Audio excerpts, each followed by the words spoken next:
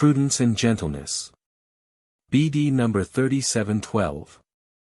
March 13, 1946. Be prudent and gentle, and you will be very successful if you want to work for me and my kingdom.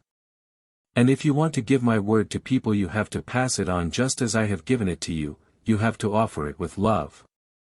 Love, however, is always the same. It expresses itself in gentleness and patience, in willingness to bestow happiness, in selfless giving.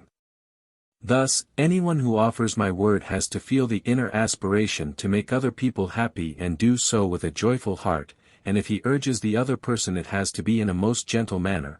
He must want to bestow happiness with an innermost sincerity.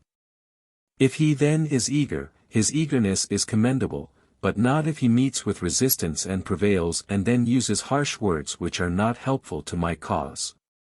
He always has to consider himself my representative and thus always display a loving nature too, and if fervor takes hold of him, it has to be a righteous one which does not apply to other people but to falsehood and error, which he fights against and thus seeks to eliminate.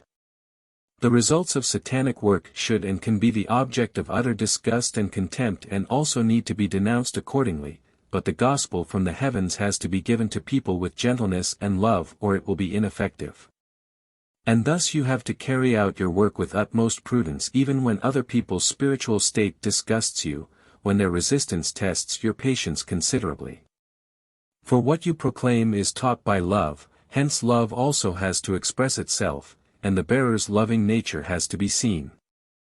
Even so, you should speak on behalf of me and my teaching with all firmness, or the task I require you to do would not be work. You have to work diligently everywhere and with every human being. You have to encourage them to act kindly and portray this as the only true service to God which is pleasing to me and results in blessings and grace from above.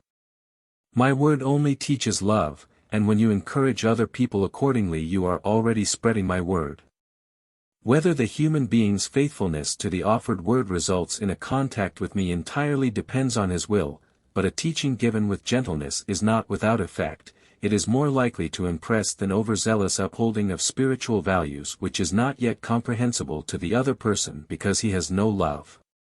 Gentleness and prudence are important factors when spreading my teaching of love. However, if another person's arrogant spirit confronts you, then you know that my adversary's spirit speaks through him, which certainly calls for stronger words, but in that case I myself will put the words into your mouth, providing you quietly call upon me for help to deal with people who carry this spirit in themselves. Because they have to be treated quite differently, they need to be disturbed from their arrogant contentment and guided into another way of thinking. And gentle speech will be of no use to them. But you will clearly know in your heart if or when there is still a possibility to change such people, and if you work for me and my kingdom in association with me, you will also be enlightened by my Spirit, who will put the words into your mouth, enabling you to speak without hesitation as prompted by your heart. Prudence and gentleness and sincere prayer to me will definitely lead to success, because then I will bless your work for my kingdom on this earth and in eternity. Amen.